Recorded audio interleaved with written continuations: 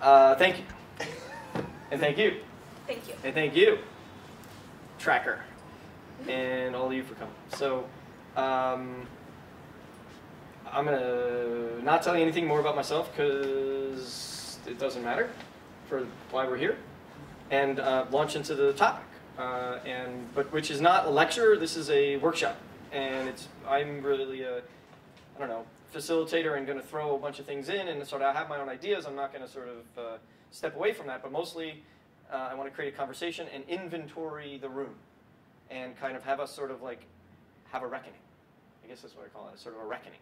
With the topic we don't usually delve deeply into, which is like hopelessness. And it's sort of like we all have our secret narratives or secret sort of angsting about sort of hopelessness and the inner world of it, as well as sort of how we're orienting ourselves to possibly what we're seeing as the seeming hopelessness in the actual world, in whatever way we configure that. So I don't know, that's like really fascinating to me, and I think there's many layers to it, and we have a lot of contradiction and complexities about it inside of each of us, and especially if we're committed activists or just sort of trying to be good citizens or raising kids or whatever kind of like in any level of humanity, we have to sort of deal with it. We run across it, we engage it, we try and figure that out, or we come up with sort of, you know, I think I'm not really trained as a philosopher, but I kind of think of myself as a sort of like inadvertent or sort of working philosopher in a way, and just sort of like I'm keen on these deep questions that we don't unpack enough and yet sort of structure our life, you know, that sort of really orient us, whether we know it or not. And this seems especially with like climate change, you know, climate crisis, sort of on all our minds at some level. This is an issue I want to get into. So, and I've written about and thought about and sort of, I don't know, what would you call it, kept my, you know, like as I've come across stuff, I've sort of, I don't know, like if I come across some, yeah, and I thought about and kind of kept files on, if you will. And some of those gems that I've come across that have sort of really provoked my thinking will sort of bring into play. Does that sound good? So, I mean, and just to say that particularly since we have a small group, we can sort of get deep, I think. We should be able to. And this is also, I'll say, only the second time I've done a kind of workshop presentation-y type thing, or at least in any way in this kind of current form, on this topic. And it's something I've been wanting to do for a couple of years, and I finally threw one together and tried it out like less than 2 weeks ago. And so this will be the second time. Hey, come on in. This will be the second time. Why don't you sit over there? Thank you. No, over there. No, I'm joking. And this will be the second time I've done this workshop, and so at the end I would just love a lot of feedback, or some feedback. Because I'm in the evolution phases of it, so we can workshop the workshop afterwards. How much time do we have? When do people have to leave? People have to leave at 8? I have to leave at 10. Okay, that's a lot of time. People have to leave at 8:30? You do. Okay, 8:30, that's cool. I think that's, we can do that. And if, you know, I was actually going to make you take me out for a beer afterwards, but you're, you know, failing on that front as well. It's all right.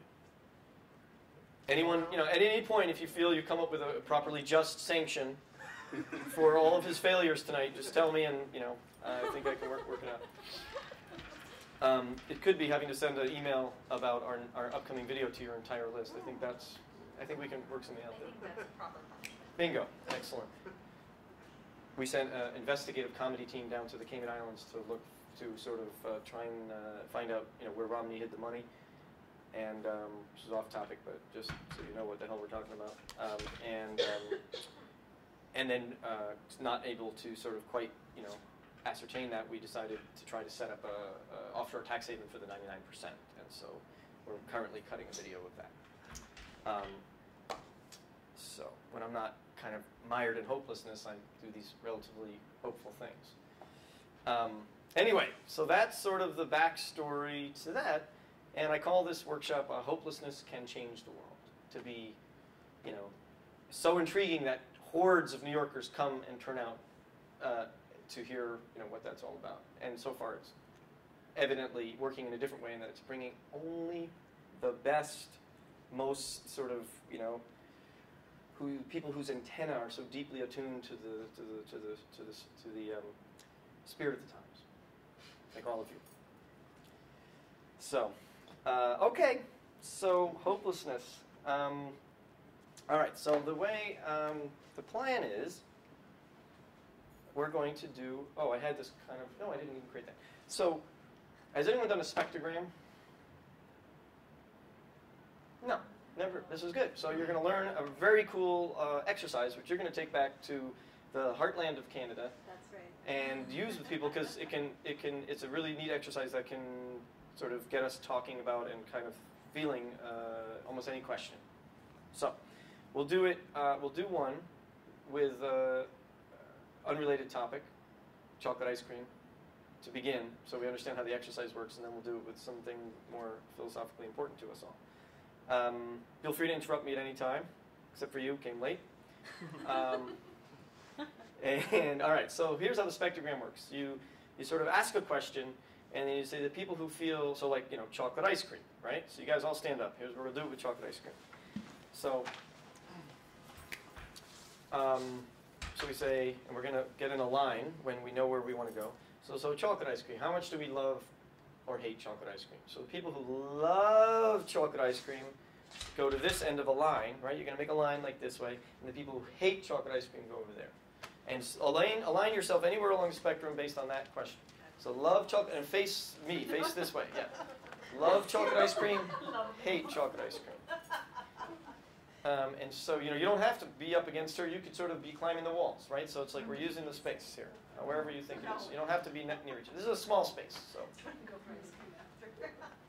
All right, so you're sliding over that way. Everyone's standing where they think they want to be? All right.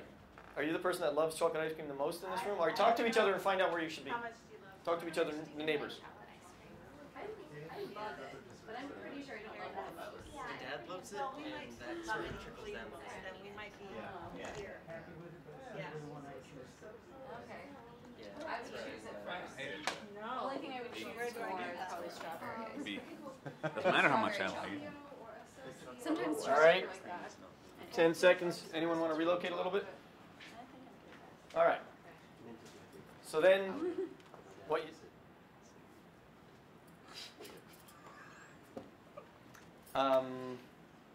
So then, when it's an important question, then you sort of, okay, and you look around the room, and then you go, so why did you stand there? Why did you stand there? What does it mean to be in the middle? And people talk and go, oh, and then they might want to change positions. So that's the chocolate ice cream. That's the spectrogram. So you're creating a sort of gram, a form, or what do you call it? A chart, if you will, but of a spectrum. Spectrogram. Bingo. What is a gram? Like a gram is a sort of, what is a gram, etymologically? Right outside of the store. Okay. It sure tastes good, a gram. No, okay. All right, so the question is,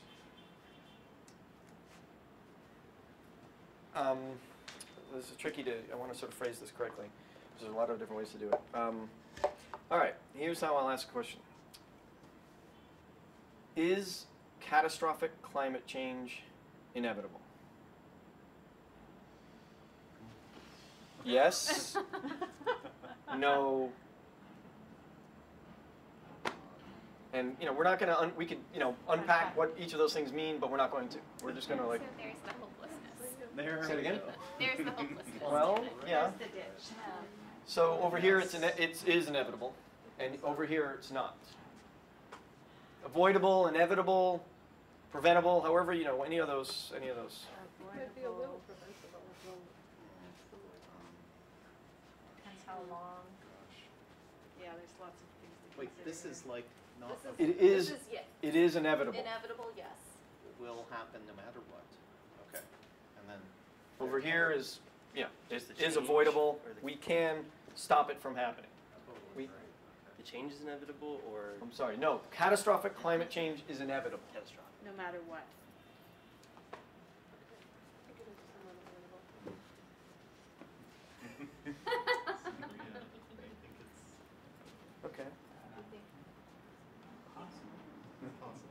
Okay.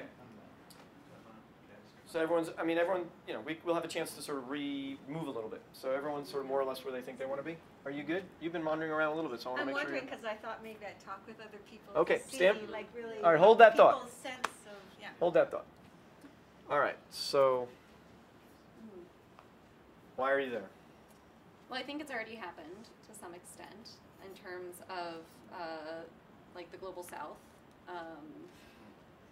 like food shortages and water level rises have already happened and will continue to happen. I also think on a geological scale, if I'm being really like annoying about it, like geology on the geological scale of the Earth, there will be Oh, you mean like millions of years? Yeah. Yeah. Okay. but I don't think it'll be millions of years. I think it'll probably be at least hundreds of thousands. Okay, so that's not the. That's fair. I didn't, we didn't define time frames or anything, so I didn't like sort of lay that down. What I had in mind, and you don't move, is more, like what we're talking about the next 150 years kind of thing, and that human-made genetic climate change. I'm still here. Okay, you're good. And you seem to be the outlier over here. So tell us why. So, first I think that the inevitability is sort of time lagged. So the climate change we're having now is from like a while ago. Mm-hmm. The carbon destruction that we're experiencing now is from before. And I think that if we largely change like the way we do things, maybe even the way we do things now is already lowering it a bit, or like maybe helping it not get too catastrophic. For example, if we continue doing what we did in the 50s or something. Okay. And anyone in the cluster here? Anyone of the four of you want to sort of weigh in on why you're in the middle?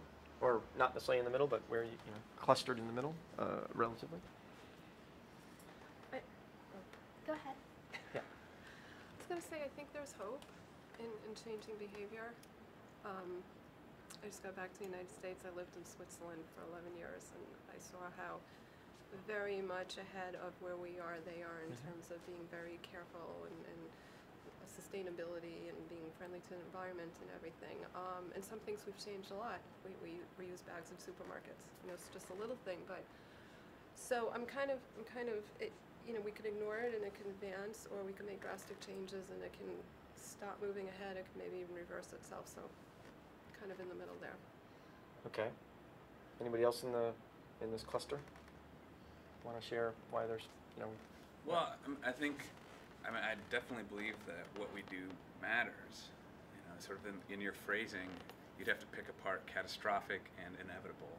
I guess for me to go either way. So sort of my empowered hope is over here, and then my sort of what I know as knowledge is over here. So flirt with both. Yeah, it matters about the scale. She said geologic, and I was thinking like just human scale. What do we contribute to it? Yeah. Also matters for whom, because for us, well, it's not catastrophic right now, but elsewhere it is catastrophic. That I hadn't thought of at all. Okay. Good point. Like for the folks on Vanuatu, it's already catastrophic. Or for the folks in Joliet, whatever that town that was, completely wiped out by the sort of freak hurricane, kind of thing. Or whatever, Katrina. Yeah. So there's like some parsing of this. So okay, so there's like another question, which you can sort of say, oh, that's the same question, or you can say, oh, that's a different question. It's, if you're open to interpreting it, which is, do you feel, let me actually check how I sort of want to phrase this. Yeah. So do you feel hopeless about, do you feel hopeless about catastrophic climate change? Do you feel hopeless about it? And if so, feeling hopeless about it would be, if you're completely, utterly hopeless, and if you're relatively hopeful, the same axis we're using, but asking it, rephrasing the question or asking a different question, however you want to understand it. I have to do this because I go back and forth. Okay. Okay, so you're straddling. You guys migrated over. The gentleman in the vest. What's your name again? Jonathan is sort of moved over. Okay, so and you, it's Brandon. Is it Brandon? Dawson. I'm sorry. That's how I Beth. interpreted the last question. Okay, basically. right. So it's just, for you, it's the same question, right? And for some people, it's a different question. For me as well. Okay. It's the same question. All right. So let's just talk to someone who moved, and then check in with you guys. So, Mary, you moved a lot, but you spoke the last time. Andy, you moved a bunch. Yeah. Yeah. So tell us why, or yeah. Yeah, because I generally feel like day to day I don't feel hopeless about it. I can't really imagine catastrophic climate change and refuse to look at it in the face. So it's just easier to not pay attention. Okay. All right.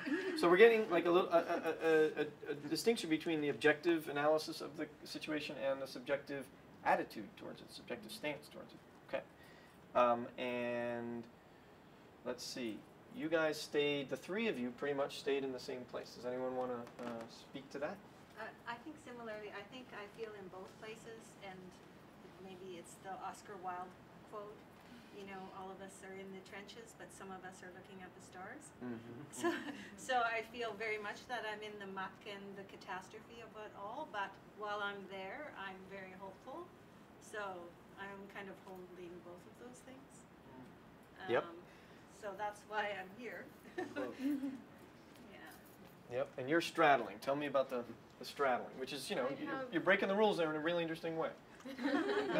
I'm adding that to the in an official honest way. theater games book of like how the spectrogram could be used. Anyway.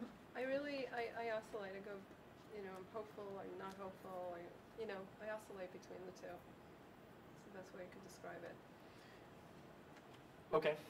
Between, how would you phrase that? I oscillate between feeling X or thinking. How would you give me a topic sentence? Feeling hopeful, and I oscillate between feeling hopeful and not feeling hopeful. Okay.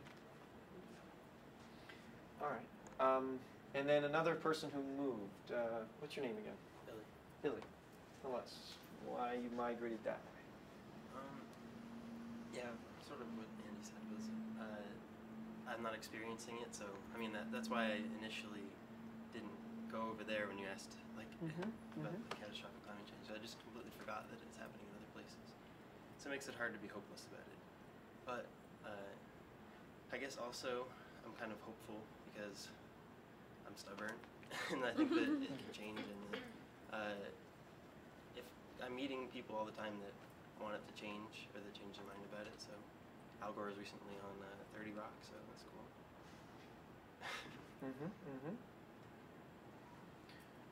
Okay. Let's do this. Stay where you guys are, and I want you to we're going to do this in pairs, and find a neighbor, and each of you tell the other one thing. It doesn't have to do with climate change. It can do with anything, but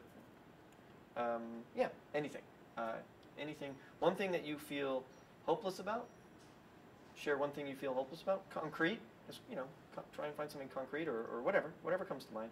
And then one thing that you feel hopeful about. So share that. Find it. I think we have 1, 2, 3. Yeah, I think we have an even number of people. Yeah. So however you want to do that. And then we'll maybe popcorn some of those back.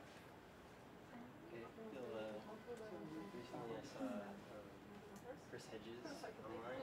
He was talking about how basically Goldman Sachs runs the country, and that our political process is I had a little bit of hope about it sometimes. Maybe we could change that stuff, but now I'm kind of hopeless about it. But the hopeful thing I have is that I think that if we organize small communities and if local people and local towns start talking to each other again, I think will happen if they feel like nothing's going to happen up there, Yeah. That maybe that can be a bastion of community and niceness. Wow. Yeah. I'm totally convinced and have exactly the same feeling. No, that's right. God, yeah, the getting money out of politics. Yeah, I guess I'd feel pretty hopeless about that right now. That we can do that in the foreseeable future. Yeah, because Goldman It's been Sachs. happening since like since there were countries. Yeah, and there's this big kind of like, so much momentum behind it. Like, it doesn't matter who wins the election. It's like, and the Supreme Court justices live forever. So yeah, hopeless. I guess I'm hopeless about that. Is there anything else? About We should try to talk about something hopeful now. Hopeful. So I feel hopeful about the idea of activism not being like a dirty word. Hopeful. Oh yeah, hopeful that. Stigma. Yeah, or like more like a I guess I have this weird constant hope that people will that suddenly things will shift and people get really active en masse. Yeah. Yeah. Like, because, weird things happen and, it does happen that people suddenly, it flips. I'm not sure exactly what that would look like now, but I have this constant hope. Yeah. Me too. Yeah. I don't know. When I watched your film, it kind of clicked for me. I was like, okay, it can work. Mm-hmm. So Wow. that was at least one person. Cool. Showed it to my friends and stuff. They were into it. They were not really activists though. Great. Great. Were they into it in the same way? Yeah. Like, I mean, they were like, yeah, do it, but I'm not going to do it. yeah, yeah. Yeah. Gosh. Hard to figure it out though. Like, I don't know. I just saw the Chilean activists. The biggest student movement in the world. 1 million people in the streets sometimes. Are they coming for Yes Lab too? No, they came Oh, they already. came. They came and left. Yeah. I don't know. They were so directly affected by university policies. It's like really visceral. But then we're all directly affected by things too. So yeah. Why couldn't it work? It seems different because they're like in a different country. Yeah. It works for them. Yeah, exactly. That's there's the hopelessness. Let's try and wrap up. Right. Oh, I'm hopeless about the political process proceeding, like to get money out of politics and get things like back in balance. It's not going to happen politically. I guess I'm totally hopeless about that. Like, leaving it to government is not. Is there an aspect about it you're hopeful about? That? No. Just people rising up. I'm hopeful about that and that affecting the whole thing and that like pushing it What about to like, something completely different. I don't know, I met this kid who does finance mathematics, and I was trying to start a collective and I was talking to him about it, and he was like, oh yeah, you guys could pool your money and we'll just play the stock market like the big financial people do. I was like, oh, so like you can use their system against them in that way by like using the same way of making money. Yeah. And I was like, I don't know. I wonder how much effect you could have though. Like, You just turn into a gambler like they do. They are. It seems like Come on. Yeah. Yeah, because like, I mean, would you really like, if you have $1,000? I mean, if you have 1,000, if you don't have a lot of money, then $1,000 is a lot of money to you. Yeah. Put it in, you care about it. But even if you do put $1,000, it's a tiny drop in the bucket. Like even if 1,000 people, wrapping or up? 10,000 people, You guys it's good? still a tiny drop in the bucket. Cool. Does anybody want to share? How you doing back there, guys? You good? Good. Super. Was that interesting? Yes. Does anybody want to share something that their partner said about what they feel hopeless about? Something specific that they feel hopeless about? We both said that we're hopeless about, I guess, our political system, getting money out of the politics of our country, and sort of like not having Goldman Sachs run the country, but like an actual democracy. We're hopeless about that. What about you guys? Just one? Yeah. Well, my partner was hopeless about what she called like a large-scale end to sweatshop labor, but she was hopeful about it happening on a smaller scale because it is happening.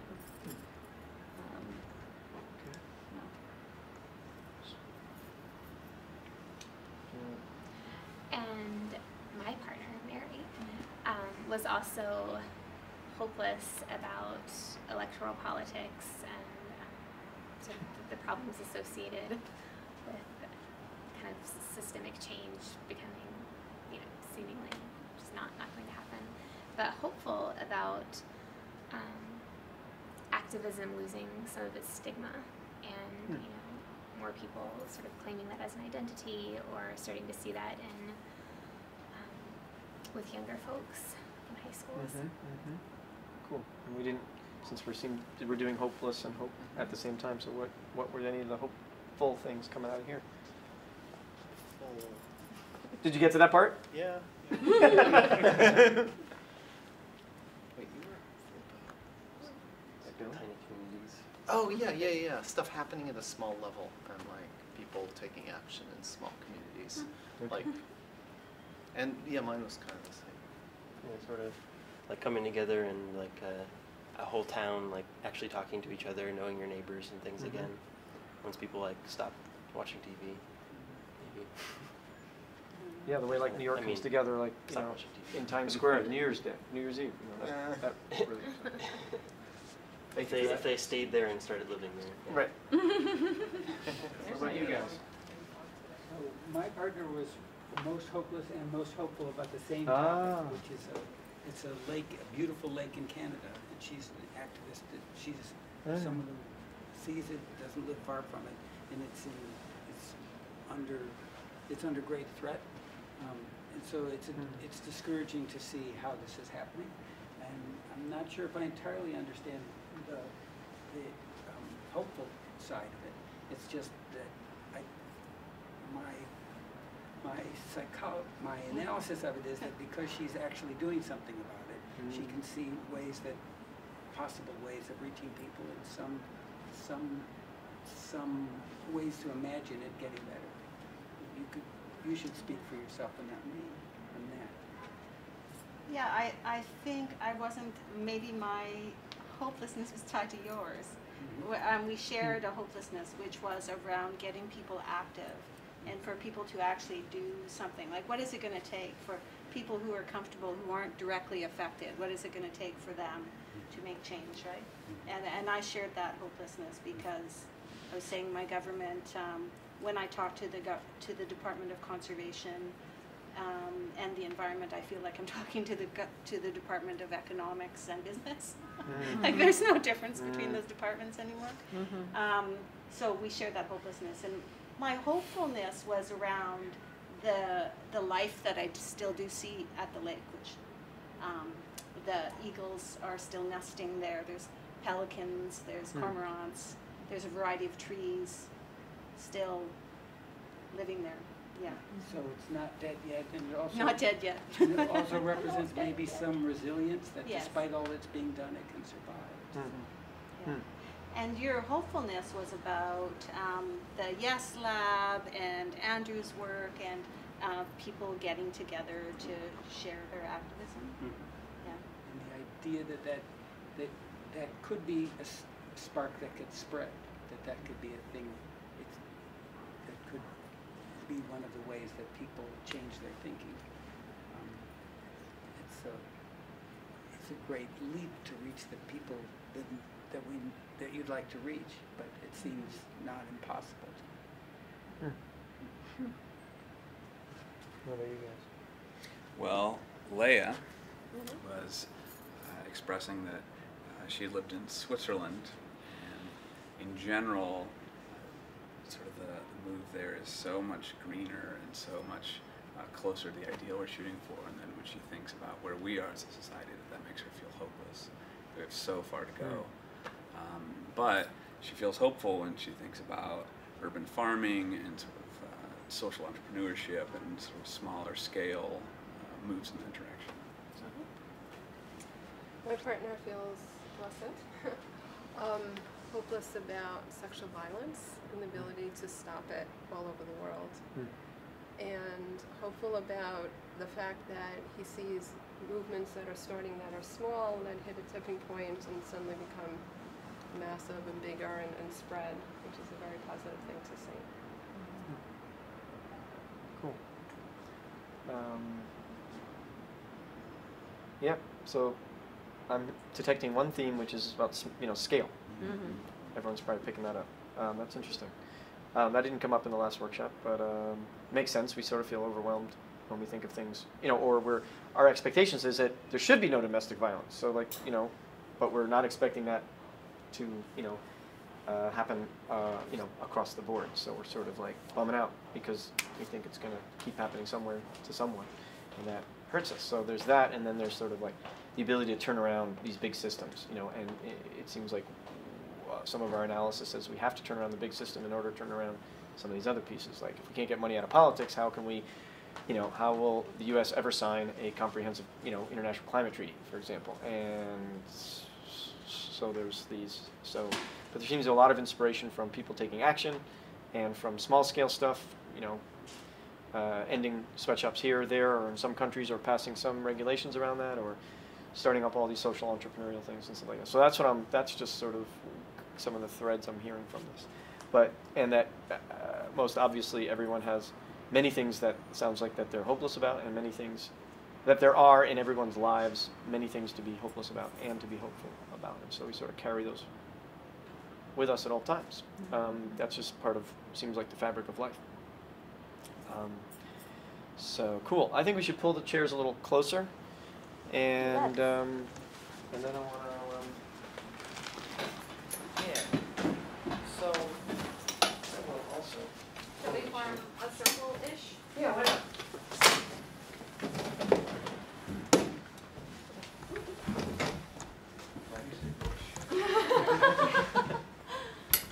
I have reasonable expectations for my shape-making abilities. Yeah, I'm hopeless that we can make a circle on the first try, at least. So, yeah, so the next thing, the thing I'm really interested in, just, personally, and it worked, I think people really liked this approach in the last workshop, so I'm guessing you guys might as well, is what I call like an inventorying of attitudes towards seemingly hopeless situations, and sort of how we, how we orient ourselves, what stance do we take to, those of us that think some version of the apocalypse is coming at us pretty hard and is maybe inevitable, but certainly possible, whatever, or just deep, as many of you are sort of like grappling with deep-rooted social problems or systemic corruption or whatever. Some of these just deep, hard to grapple with things that we just, feel must change, but don't see how they will. So, what attitude, what stance do we take towards those? And I think there's a whole range of them. And I also think that we probably have several that we take, and that maybe we slide between, or come upon us, whatever, with moods or with turns of life, sort of the twisting road of sort of political fortune and misfortune, or our own personal fortune and misfortune. So anyway, so I'm interested in inventorying that, and I'll just tell you a few that I heard. And sort of the way I'm, sort of noting them, and then we can just, I think, kind of throw a bunch more out, and I'll just tell you some of the ones that I've been curious about and collecting, and then maybe some of the ones that came from the last workshop. And I think just having that sort of map is interesting, and then there's some other things to do to go from there. And I have a bunch of juicy quotes that I might sort of bring out when I feel like they're relevant to something that people are trying to get at. Yeah, so what I heard is I'm hopeful, and I'm interested in first-person statements. It's sort of, I think, a sort of way to take ownership of these attitudes or orientations or stances, or how we reckon with things. And so one I heard is I'm hopeful because I'm stubborn, which I thought was very poetic, very beautiful. And you can tell us more about that at some point, but that's one I heard. I'm hopeful because I'm stubborn. So I'll just sort of lead that off. But what? Like in a more sort of in the, what about you guys? I mean, if you had to say a statement, I'm hopeful because, or something along those lines, or I'm hopeless because, and I'm not saying use those exact phrases, but let me rephrase that. If I give you an example of a couple more, and then we can sort of, I will drown with my boots on. Is one that came up in the last workshop. You know, so it's an I statement. It's like, yes, you know, some version of catastrophic climate change is coming, but I'm going to drown with my boots on. So that's like an example of one that I thought was, you know, very sort of powerful and poetic and sort of crystallized an attitude. So I'm looking for kind of things like that. So, I mean, that's what I'm interested in, and so I'm going to throw that out. Anybody sort of, and again, it doesn't have to be the only one you take. It's just sort of one that you find yourself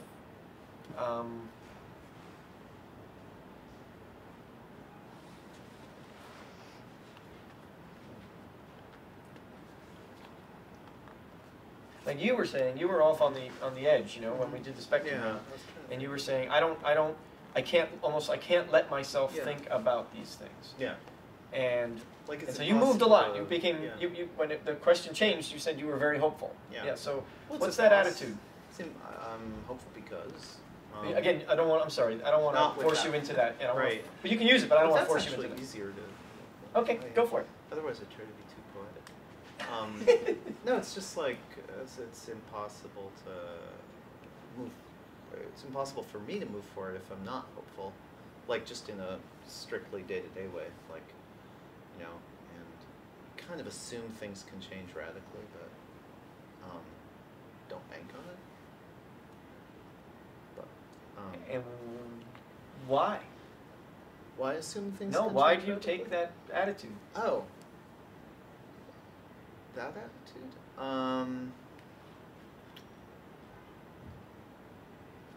Well, it's the only one that makes sense. Why? Because if you take another one, if you assume things are hopeless, or if you don't, then there's no real reason to do anything. I'm going to be a pain in the butt, and why is that better? Why is it better to do anything? Because it might make a difference. It might make a magical difference. Yeah. Yeah, what do you mean by that? What? Magical difference. But no, but first you said it might make a difference. Okay, that's one thing. And then you said it might make a magical difference. So. Well, it might do both. It might make a difference, like, in that... Well, no, they're the same thing, right? It might make a difference. You never know what's going to actually precipitate a bunch of stuff happening. So, you never know. You never know, yeah. History's full of surprises. Yeah. Life is a mystery. Yeah, exactly. Cool. Right, that's one attitude. But, you know, we don't always articulate that to ourselves, and we sort of need to excavate that. And I think the point of this workshop is I think it's important to do that for ourselves, so we sort of know sort of how it is that we're staying in the game, and also because everyone else that we're trying to sort of mobilize and work with is having some version of these struggles, and you might be able to sort of pinpoint the piece that, you know, where they're at and figure out how to, you know, bring them along in a way that sort of goes with the grain of what their own existential struggle is. So that's sort of what I'm getting at here. So that was sort of stepping Andy through that. And that's one of the attitudes, actually. I kind of tracked you into this, life's a mystery, you know, history's full of surprises, you never know. But people said, you never know. Like, that was a place that people landed. So there could be an infinite number of these, but there's some that recur. Anybody else want to take a stab at what's sort of how they... You know, it's kind of funny when you countered him, I was thinking, I've got a friend, she says that she's mostly hopeless about everything and that her general attitude is depression, but so everything good that happens to her is like much better, and it makes her hopeful when like little things happen to her. Okay. Yeah, that's funny. Because it actually keeps her going. She's depressed. So low expectations, or zero expectations, right? Yeah. Therefore, everything, right, like sort of, she's like, well, I'm probably not going to get this job, but she still like applies to something, you know? And she's like, whoa, I got it. I can't believe it. Okay. There is a great quote that I don't have with me, but it's basically, I'm going to mangle it, but just bear with me because it relates, which is basically defining in a very sort of unexpected but provocative way the difference between an optimist and a pessimist. Sort of, which is an optimist, pessimist. A pessimist is someone who wakes up and thinks the world's, you know, pessimist is someone who wakes up and thinks, you know, the world can be different. An optimist, oh, go ahead. I think I remember. Yeah, go what for you were it. saying. Yeah. A pessimist wakes up and There we thinks go. this is as good as it can get. An optimist wakes up and thinks the same thing. Did I say that right? Maybe. Something like that. Or it could be the other way around. Like an optimist wakes up and is like, this is the best that things will ever be. And a pessimist agrees. Okay. I'm going to have to look this up and get, I'll say email if you guys are all signed up, we'll look it up and email it. Because I think it's close to that, but I'm not sure. No, that's not what you were going for? Okay. Yeah. I think it's like, my remember is like the pessimist is someone who has expectations, in a sense. And an optimist is someone who doesn't. Like, in some much more fun and provocative phrasing of that. And it's like, oh, right. Like an optimist is someone who sort of sees everything, you know, as, doesn't have magical thinking about anything and kind of takes life as it is, in a way. You know, that's an optimist. I mean, it's flipping it around. Anyway, so there's something in there. There's something in the mix there. So anyway, that's interesting. That's how your friend deals with it. Is she socially active? I mean, is she engaged politically? I don't know. No. That's interesting. I wonder if that, She took psychology, but... okay, but I'm wondering if that attitude could work, you know, not that our objective here is to sort of, you know, create more activists by finding she's a little existential bit, actually. containers and stuff. But. She's a little, she has opinions about it and she follows it, but I don't think that she's like, active in her life about it. Yeah. Okay. Anybody else want to sort of unpack sort of one of their, you know, one of these attitudes you find yourself taking, sort of almost philosophical level, or? Well, generally in life, I go back on things that motivate me, and one of them is a saying that says, if you don't ask, it'll definitely be a no, meaning that you might as well ask. And if you interpret that a little more broadly, it basically means if you don't try anything, you're definitely not going to accomplish anything or change anything. But if you do, you might. So it's worth trying. Okay. And you just might change the world. Right. So, how would you put that in the? How would you put? Yeah. I've also heard it say if you don't try, you definitely will fail, and if you do try, you might succeed. You know, so there's variations on it, but it basically means if you do nothing, you're not going to accomplish anything. If you do try something, you might change the world. Something. There's a quote, I think it's Churchill said, whether you think you can or you can't, you're right. That's another interpretation of it, yeah. So you just might as well. Might as well. That's, yeah. I also believe that there's another bunch of sayings that are interpretations of each other, but one of them is something like, doing good is the rent you pay for being on earth. Another one says that to those who are given, a lot is expected. It's basically the same thing, that this is what you're here for. You need to try to change things. You need to try to reach out to people. You need to try to help people. So it's another guiding. And what if, and does that hold up? Part of, does that hold up in the face? Let's say you had been over on this, you know, edge here, like on the objective question, you know, like that, you know, okay, they keep saying, you know, 350 parts per million, and, you know, those numbers keep, and that's assuming we have to hit that by, we have so many years to hit that, but those numbers keep, there's this feedback loop, and those numbers keep getting worse, and the limits don't go down, and, you know, we're not taking carbon, we're not sequestering carbon, none of the stuff that we were hoping to do in the last 8 years, what if you just sort of objectively, there's no way, we're going to just hit that tipping point, we're going to be in the sort of feedback loop, and the Earth is just going to heat up the hell up, you know, in the next 100 years. So does that stuff, does your attitude about, you know, doing good is the rent you pay for being on the Earth, does it hold up in the shadow of that, with that coming at us? I think so, because even if you can't affect that anymore, you can affect something else. You could come up with a plan of what to do. You could help the person next to you, the old woman survive a flood or something like that. You could get your neighborhood organized. There's always something you can do to make some problem better. Find a way to live in all the water that floods your town. Yeah. Build an underwater bubble. Yeah. And we'll come back to you, Ron. I guess maybe I'm a bit more adversarial than other people, but when I feel hopeless, and about the things that everyone was talking about that make them feel hopeless, like these are things that are done deliberately by certain people. So I guess my sort of bottom line perspective that I get after 10 Whys is you know, at the end of the day, they're probably going to keep doing it. They're probably going to win.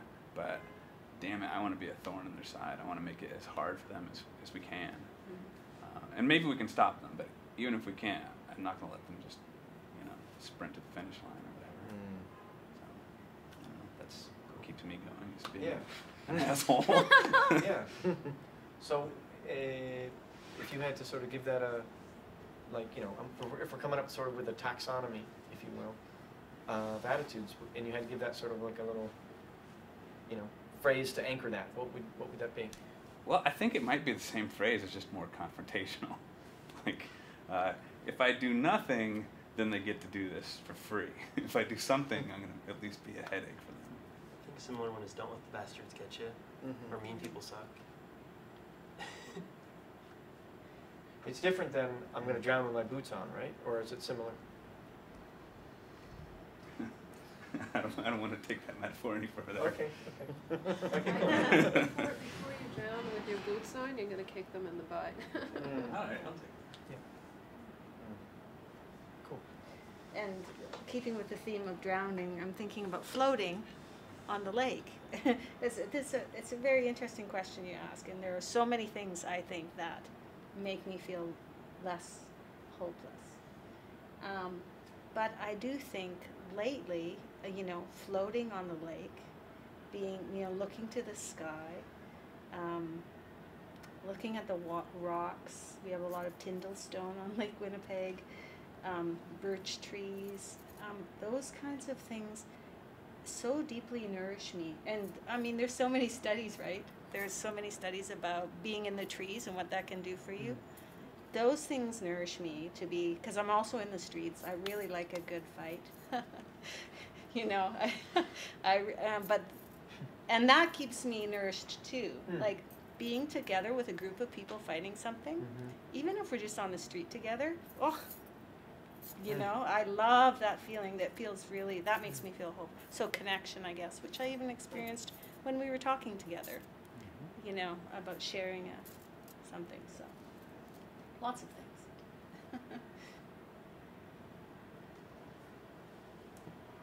Anybody else want to throw down? Yeah. I feel hopeful because I have seen really concrete changes that at least individual people who I know have made that I never would have expected, and as well as I'm also a teacher when I'm not here, and it's amazing some of the changes that I can see with my students over the semester, and some of the ideas that they're already just coming to school with, and they are very bright, many of them, and have really, I think, really beautiful ideas about what they want their futures to look like. And so I don't know, so it gives me a lot of hope.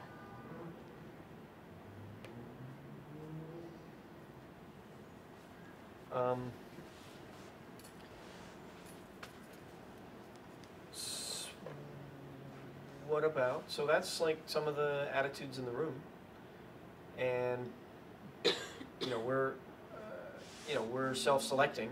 I mean, who showed up today because we're sort of interested in this stuff and we're politically committed and we're engaged in sort of, you know, either our, so but there's a lot of people who aren't. So I'm just wondering what attitudes you see out there towards hope and hopelessness. That's sort of, you know, we're going to encounter in our organizing, or, you know, the things we sling out into the world on the internet or in the, you know, through the hijacked, you know, media sphere, sort of land, what kinds of people they're going to, you know, whose ears and eyes sort of this sort of lands on, like where are they at? Like what are some other attitudes that are out there? And we can just sort of popcorn that maybe, you know. Well, two things immediately come to mind for me. My family and part of the internet culture. Like, my family are, the way they engage, the way they keep up hope after everything that's happened is actually church. but not in the way that you might think. So like my family is like are believers, but they actually like believe in like the social gospel, and like that's how they connect. Like that's how they enact change in the community where I'm from back home. And so like this faith, I think, is a huge connector for a lot of people who wouldn't consider themselves activists, but do very activisty things. Like campaigning for a homeless shelter, that's an activist action, whether you're Christian or not. Just so happens that my parents and their church group are Christians. And when I say faith, what that means to, well, what does it mean to me? But what it means is like in that sense, like it's a faith in like an actual being and power, which is fine if that's what gets you through the day. But what that means practically is a faith that there is something within every person that connects them together, whether that's a higher power or not is just up to you. So that's what I see in the outside world that's good and hopeful. On the hopeless side, I see troll culture on the internet, and this worldview that hides behind freedom of, I say hides behind freedom of speech, and that seems like a weird statement, but like in this subculture, it's people who like legitimately want to harm and destroy other people, and justify it to themselves by saying that like censorship is bad. So if I'm saying you should kill yourself, that shouldn't be censored, whether or not it's to an 11-year-old girl or not. So those are two specific things that I see. So sort of almost an amorality. Yeah, total amorality, like almost moral amorality, like in its exacting practice of amorality. I think that's like a few extremist trolls. Yes, it's true. They do exist, but it's not. Because my thought of the trolls is more like kind of like floating on the lake idea, like a survival idea, rather than like ascribing their what's it called when you're like I'm American. What's that called? Right. So what I would say in response to that, instead they're hold on. Sorry. Instead they're sort of like if I'm going to fail, then I'm still going to enjoy what I have, sort of. Because I see, I don't know. I think of trolls as like I'm a troll, so that's why I'm defending them. But I'm kind of a language troll. Like I like to kind of mess with people, make them think about things differently, and then like if they get it, then I talk to them. You know. Right. So it's for me like trolls are more like forget all of the parameters or labels you have and communicate to people like mind to mind. That's you're a wonderful troll then. Thank you for the artful trolling. I don't think that happens all the time. Oh, I think there are a lot. What's a troll? I mean, I think I know what a troll is. Someone who lurks and someone who sort of is a spoiler on the internet and kind of, crashes conversations and just says really mean things, spin things off in wrong directions, or like confuse provocative, to cause trouble. like Actually, you're like a mendacious Yeah, monkey we're wrencher totally of trolls. online conversations. And stuff. Yeah. Well, all right. And then there's this other more specific, which is like someone who goes on a left-wing blog who pretends to be, like there's this thing called a concern troll, which is someone who's like really, anyway, yeah, It's just also like sock puppeting.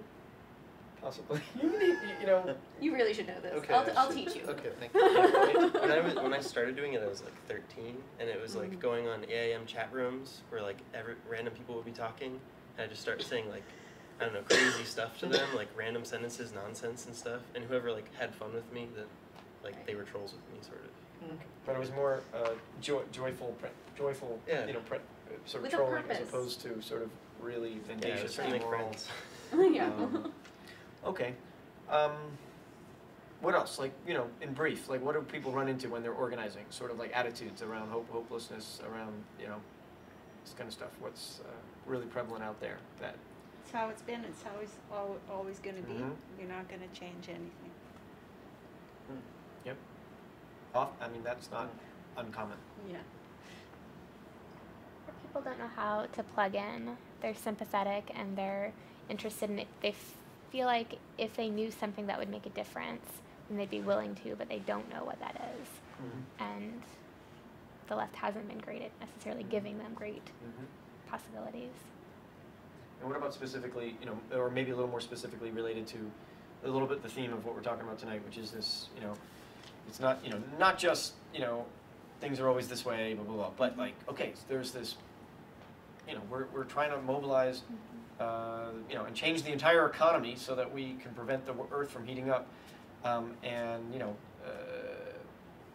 even people who are not active sort of, you know, or at least, you know, this is a conversation. It's like sort of massive potential apocalyptic scenario for the earth, you know, so that's out there. So what are attitudes, positive, negative, mobilizing, demobilizing, whatever, that you guys are sort of encountering out there? Brief sketches. I encounter a lot the ostrich. Is it the ostrich that puts his head in the ground? So it's not even hopeless or hopeful or hopelessness. It's just disinterest. Extreme concentration. It's what? Disinterest. It's just Total disinterest. It doesn't affect them at this moment. Total disinterest. Because I'm always talking about something. So is that like, would you say that's more out of sight, out of mind, or Sometimes numbing it out? I think it's numbing, because sometimes it's not even out of sight, but it's just numbing. Okay. They'd rather spend their time, you know, buying what's on sale or watching TV or whatever, and just not worrying about something that they might have to take action about or form an opinion about. And I don't mean people are stupid, I just mean they're numbed. And is that, do you think people are numb because they can't face, they sort of have a sense of how horrific this is, and they're just not able to open themselves up to it, or they're just like Comfortable now, they're just numb. I think part of it is our culture. As I said, I've lived in other cultures too. We're so bombarded by the consumerist culture and TV, and I think it's very easy just to get into that and not have to stop and think. And when you encounter and are confronted by something that might make you uncomfortable, it's just so easy to just tune it out and stay plugged into the numb zone. Anybody else? My brother is like that. He's comfortably numb, I'd say, rather than just numb. Yeah. We Just used like- to sing that song Comfortably Numb. Who was that? Yeah, it's Pink Floyd. Pink Floyd. Yeah, okay. It's ahead of his time. But for him, it's more like he uses the internet and he has like a lot of social issues with people. So it's not that he doesn't care about people. He actually has like a lot of empathy, but he feels so like uncomfortable all the time about his own actions that it's hard for him to think about other things because he's got nonverbal learning disorder and ADD, and he's sort of like kids don't really get along with him. So for him, it's like he's sort of sequestered by the way society works. So it's not like stronger people are good at connecting to other people and like wanting to tell them about stuff. Jonathan, what about you? We haven't heard from you that much. Well, one thing that occurred to me is that I seem to be moved most by specific examples of things that have happened. So I get hopeful when I can summon up an unexpectedly, uncannily good way that something turned out, when I'm thinking about something that's otherwise seems hopeless. And it's somewhere between hopeful, magical thinking that somehow it'll turn out, but it's also an objective fact in my life that again and again things have turned out in a way that a much better way than I predicted. So that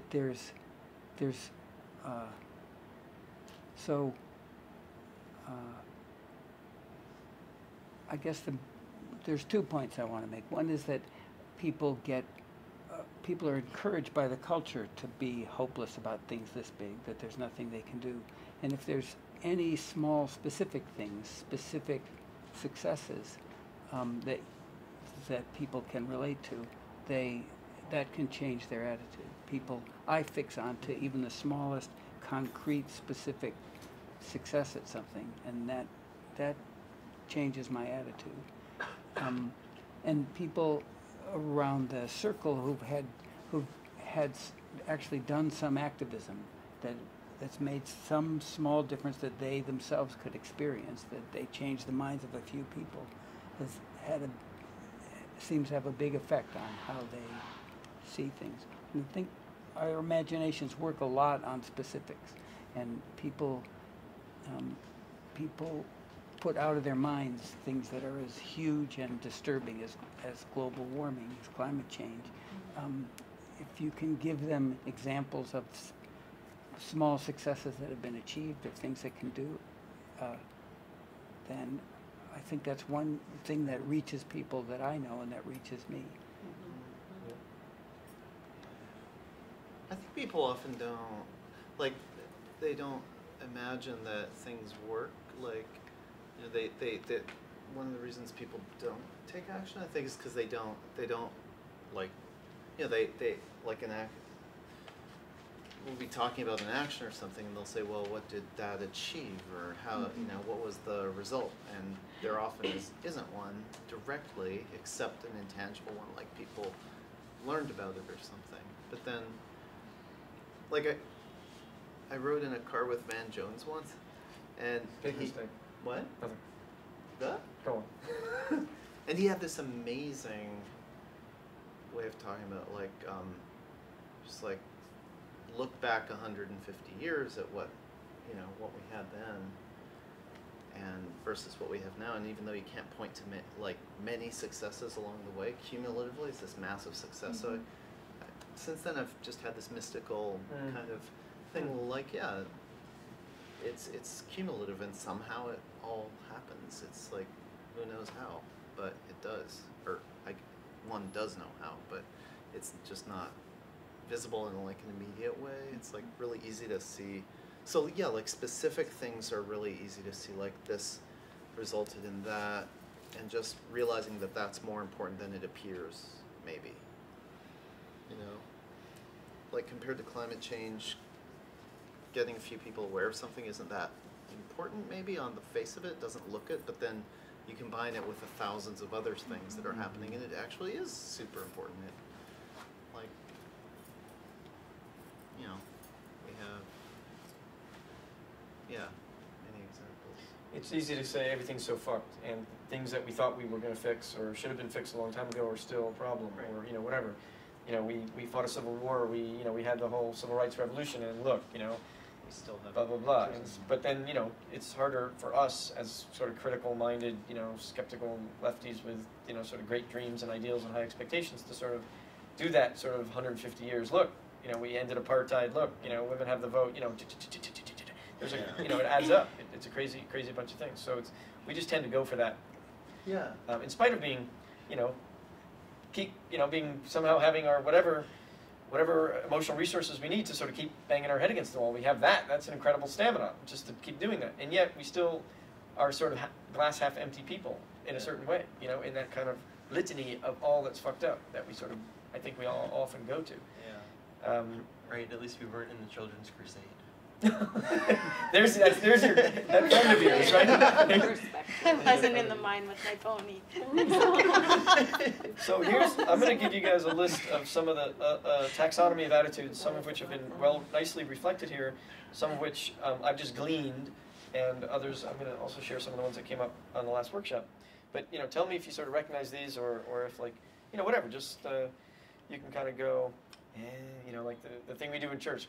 Amen, brother. Yes, I hear what you're talking about, or whatever. But there is on one extreme, if we're just talking a little more specifically about the climate change thing, on one extreme there's, you know, like the senator from Nebraska or Kansas, whatever his name is, you know, who's like, climate change is a leftist conspiracy. There's just the sort of flat out, sort of completely shameless, not like, you know, any ostrichness to it, you know, just denial, right? I'm not being paid off by the Koch brothers. I just don't believe this shit, you know, it is. Whatever. So there's that. And then there's the sort of, what I call like the out of sight, out of mind. It's just sort of like, which maybe has a lot of hidden angst or not. Or out of sight, out of mind is probably just, you know, kind of like that. But then there's I've done the math, and I just can't deal with the results. And I think there's a lot of people who are either there, who are more rational, who've done the math and just like, and then there's people who are sort of have done it in the back of their mind without kind of only half realizing, but they've sort of done the math a little bit. And I don't mean like necessarily literally doing the math, but they've really, it's sort of penetrated that, we're in a deep hole and we're not going to be able to dig ourselves out of it. Anyway, then there's the sort of, I'm going to party because it's 1999.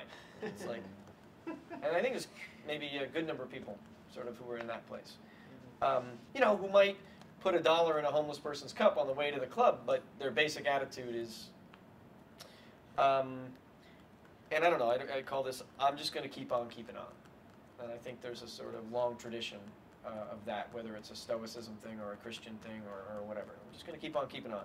It's like, the planet's going to do what it wants, Exxon's going to do what it wants, and I'm just going to stick to my sort of kind of one-to-one moral code. I'm just going to keep on keeping on, keep my head above water, not let the bastards get me down a little bit.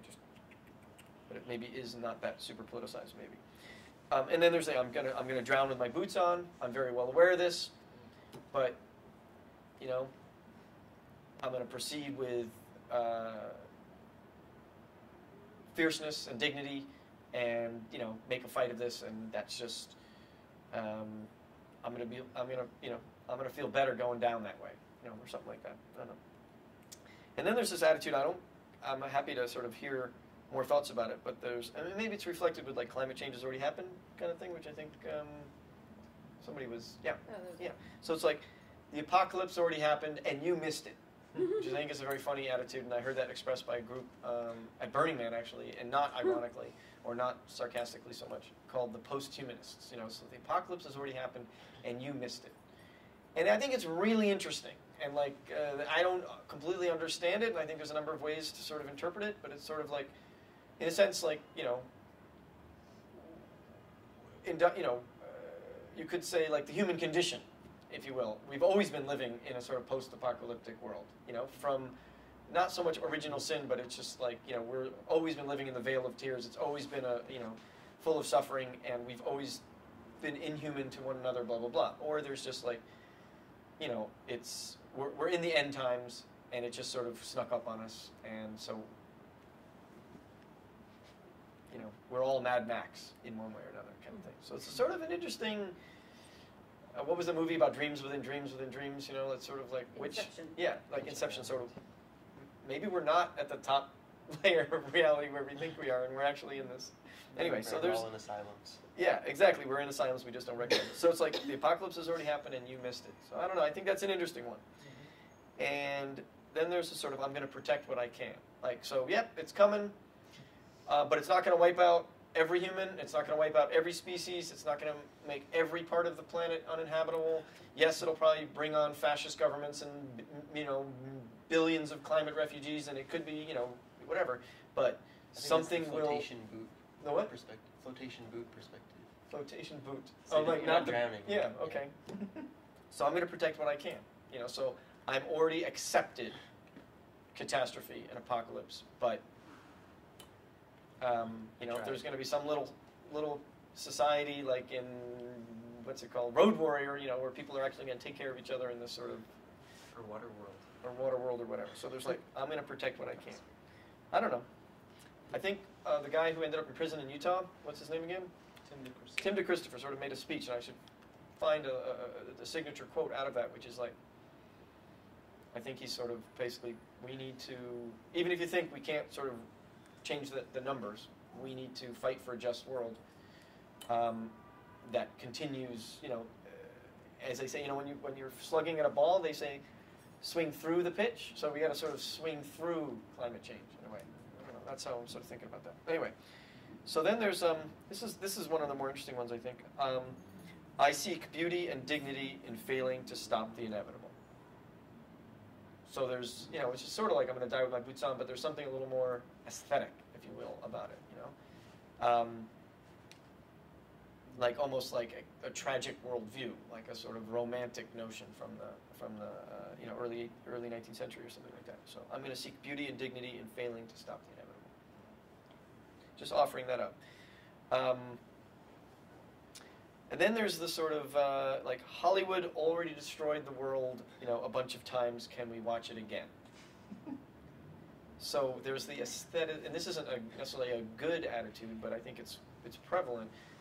The idea that, you know, the aestheticization of, you know, apocalypse or world destroyingness. And there's a quote from Benjamin that I want to sort of pull up because I think, I don't know if you guys, probably a lot of people in the room have read the famous essay, the work of art in the age of mechanical reproduction. I think that's what it's called. At the very end of it, let's see if we can just fast forward to where it's our good. Walter Benjamin says, modern society's self-alienation has reached such a degree that it can experience its own destruction as an aesthetic pleasure of the first order. Wow. This is a pretty provocative, right, like kind of, the graduate students in the room are nodding. So it's like, you know, we've all seen The Day After, you know, whatever, all those movies, and we sort of, there's something comforting. I don't know, I experience, you know, I think people sort of, in the sort of, in just, okay.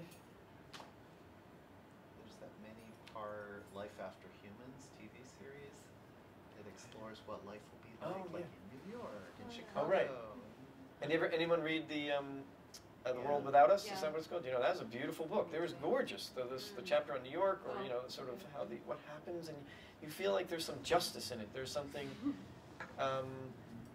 you know, elegaic, if that's the right word about it. You know, and it's so I just think there's that informs some of our feelings and thinking and our inner, you know, inner imaginary about sort of how we deal with this stuff. Yeah. Well, if you're about to say this, I don't want to trump you, but I think it's at least fair to mention that there's sort of a quick flip side to this very view that there are a huge number of people who believe that something good is going to come post-apocalypse. Right. There's not just the sort of cynical Hollywood, we get to watch ourselves destroyed, but that, you know, that means we like a flood, like almost a cleansing. Well, like the bumper sticker, like in, what is it? In the event of the apocalypse, this car will be unmanned. The rapture. The rapture stuff. Oh yeah. Mm-hmm. But do you mean it like a Christian rapture thing, or do you mean it in terms of like? That's what I mean. Okay. There's also a left version of that. I can't remember the name of the guy, but it's a book. Just read. You know which one? You don't mean the Zerzan, the guy No, from? no. This is a rational. A not insane person. A neo-primitivist. I'll figure it out. Okay. It's about what's how, this like, even if climate change happens, I mean, catastrophe happens, it's basically that. It's like, it still makes sense to struggle because you can mold something out of that. In even the worst case scenario, there's something good to be done by activism now. But I can't remember the. it's not a. It's bring not, it on. No. Because then we can cleanse the earth and finally have our sort of, you know, global kibbutz or something, right? Okay. All right. But there are those specific examples. For example, does anyone remember the name of the scientist who basically reforested an area in the Amazon? He changed the weather and new species of birds came back, and he made a home for orangutans again, and he also made a little small economy. We got to watch this because it's amazing. So there are like really specific examples where people have gone in the catastrophic landscape of, you know, the deforested Amazon, where there's like, you know, dust. And he actually, you know, I don't know, I might be the romantic, but he did change the weather, of course, because he planted trees, and then birds started migrating into that area again. Did he take a break on the seventh day? No breaks for him. Not until there was something to eat, and they had a break. So yeah, and they also created a local economy for people because he thought he had found an orangutan in the garbage, and he's maybe a biologist or something, and he thought, oh, what am I going to do about this orangutan? And then he thought, well, if I'm going to help the orangutan, I have to help the people of this place who feel that they had to, you know, basically use the orangutan to earn money. So there are these specific examples where people go into these places, and I guess it is accepting, you know, it's like, okay, we're here, we have dust. What are we going to do now? It's interesting. Change the weather. You need to reply to the email thread that you were going to get together with all those email addresses of people who signed up, because we want to read about that. Yeah, please. Yeah. That just made me think of a Radiolab episode, of course, where they were describing what happens in a whale fall, as in the carcass of a dead whale that settles at the bottom of the ocean floor, and it's disgusting. It's it's absolutely disgusting, but it's life that would not exist otherwise. Life wouldn't. Yeah. Yeah, Death is literal species that would not exist without the death of a whale. Right. All right, a couple more of these sort of attitudes. This is an interesting one. I have kids. I can't afford not to have hope. Sort of interesting. Anybody have kids here? That's why we're able to be here. To even contemplate hopelessness. So here's one that sometimes I adopt, which is, the world is always getting worse, but I can at least help it get worse more slowly. And I came up with a sort of philosophical political ism to describe it, but I can't remember what it is, but it's sort of like de-evolutionism or de-accelerationism or something like that. I can't remember. But it was funny. It was funnier than whatever the things it was funnier than what I just said. And then one guy from the last workshop said, by mocking my own despair, I can carry on. I'm slightly paraphrasing, but that's basically what he said. You know, and it came out of the thing, well, hopelessness is more fun than hopefulness. It's more conducive to humor. So that sort of came out of there and said, well, but here's how I combine them, right? I have pretty deep despair about everything, but I mock myself, and that allows me to create that ironic distance and having a humanize it and live with myself and live with the situation.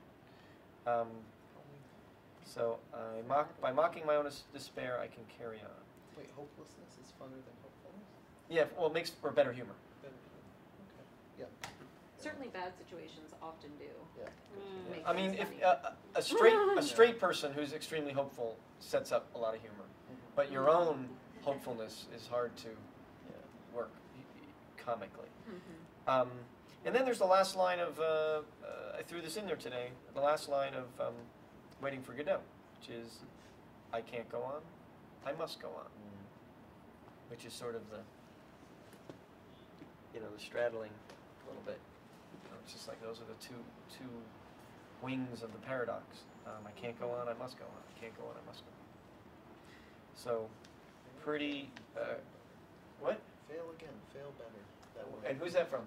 Beckett also. Oh yeah, that's right. I can't remember which. Right, and there's got mentioned in the last group, which is the Zapatistas. We had to fail before we could succeed, which is sort of more of a social change process thing than necessarily relating to a kind of catastrophic climate change thing, but it's still humbling and good to keep in mind.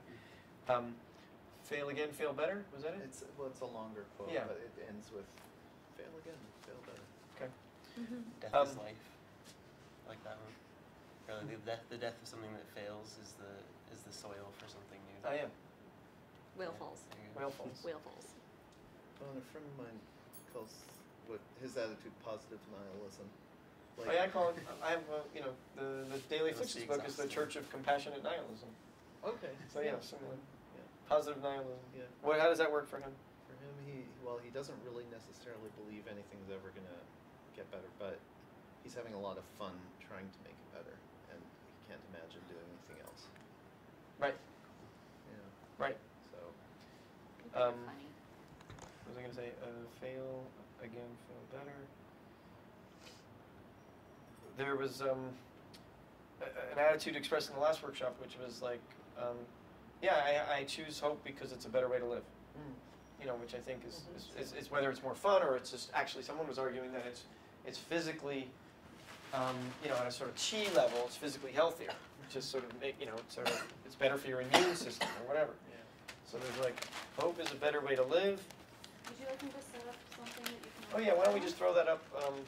This gets bigger. I can actually hold it out of the way. You can just throw this on here. Yeah, just notice if you would just find a way to stay up there. I'll make this work. Okay.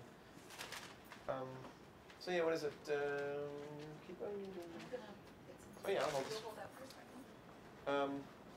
And there's a. Yes, I'm hopeful by nature, which might be similar to yours. Like I'm hopeful because I'm stubborn, sort of thing. It's just the way people are oriented. They're just positive, even regardless of what tidal waves are coming at us. It's just like that's just how I've always been wired. I'm probably gonna stand in the crease of the waves. And here's this beautiful quote: "Hope is for things you don't believe will come true." Just sort of like how you relate to the sort of I thought that was interesting. It's being able to say to the next generation. Yeah. So somebody said like if I lived compared this to the civil rights movement, like I don't want to have to tell my children and my grandchildren that I lived through legal apartheid in the South, through Jim Crow and didn't do anything. When people were on the move. So it's like I don't want to have to tell my children that when the world was being killed and they're like what is Utah Phillips has this great quote, the world is the earth isn't dying, it's being killed, and the people that are killing it have names and addresses, right? So it's like I don't want to tell my children that I didn't go knock on the door and say and like basically take the guy by the collar and say stop this, so I don't want to tell my children that. So that's an interesting, that's has nothing to do with crunching numbers, and the math and parts per million.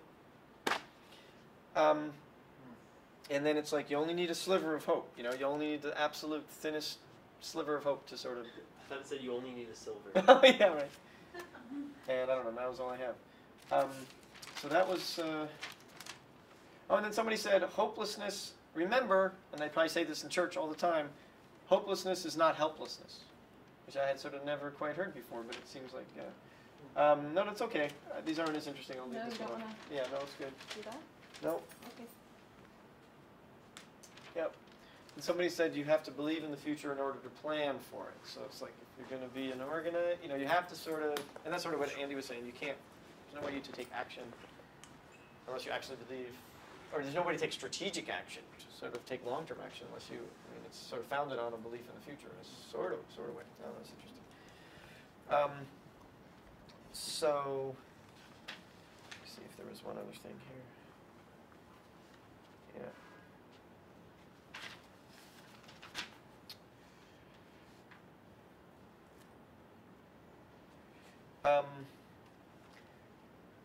Complicating things.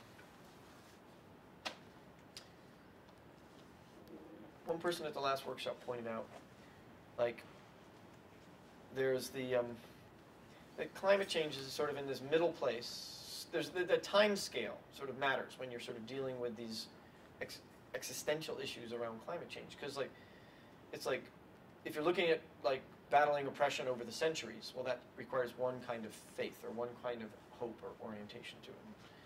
And if you're looking at like facing sort of like the way he said it was like if you're in the middle of a famine in Biafra and you're just, and death can knock on the door at any moment or take away your neighbor or your children or your mother or you, then there's another orient. So like is death sort of in that immediate present moment? Is it something like, my people have a long memory and I'm going to keep that memory and my ancestors, fought and I'm going to fight and it's just going to take centuries and that's okay. So that's one kind of hope and place where you deal with hope and hopelessness. But climate change is weird because it's got very specific time frames, right? We're talking like, certain things are going to happen in 10 years and 20 years and 40 years and 50 years and 70 years. And you can look at it and say, there's no way we're going to get ahead of those numbers. And still, you could be the kind of person who could be part of a centuries-long struggle or someone who could bravely sort of accept that there's, accept the nearness of death and a sort of doom-filled sort of immediacy of a Biafra famine or something. But like, this 40-year, 30-year window is maybe a different animal. I don't know, I just think that's interesting. That was interesting to me. Anyway, so here's, how are people doing? This is good. You have to go? Is it pushing on 8:30? It is. It is? All right. So, okay.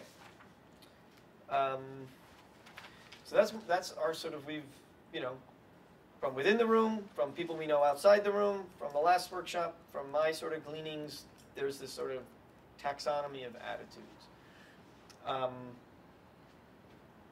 And what I have,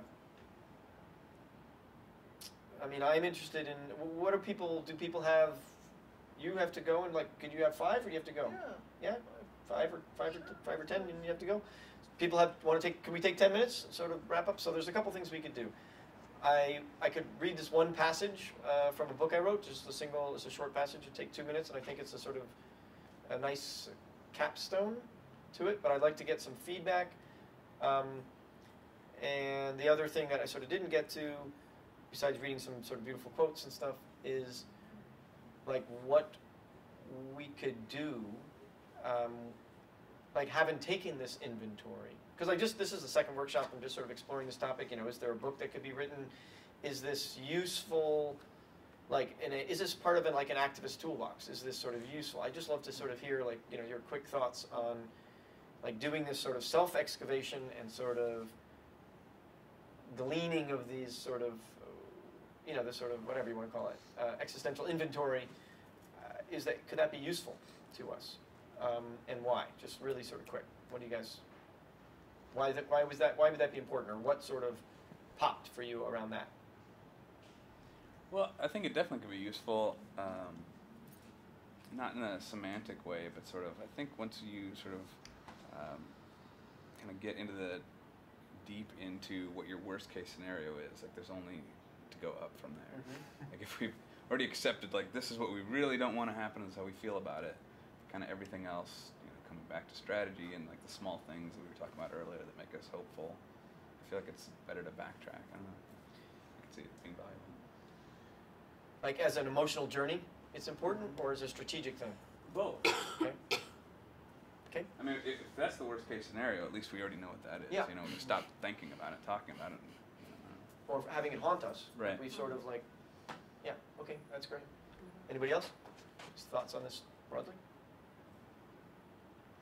I think it's useful. I think for activists to understand that play between hopefulness and hopelessness. I also think activists are playing with this all the time. You know, you probably wake up in the morning and think, okay, what am I going to do today? But I think for the people who aren't even aware that they're operating, those numb people, that they aren't even operating, they don't even understand how hopeless they're feeling, or like tools for those folks to start to identify those signs like in their life, and to understand hope and hopelessness for them. Yeah, realizing what keeps us going, despite feeling hopeless, because we're rational, is like useful for helping people who are hopeless but don't think about it a lot, you know, and that's why they aren't active, and that's why they don't bother to do anything, because they are hopeless, but realize like what can trigger their action. Like, you know, for me it's like a mystical feeling that things add up and, you know, it'll all work out somehow.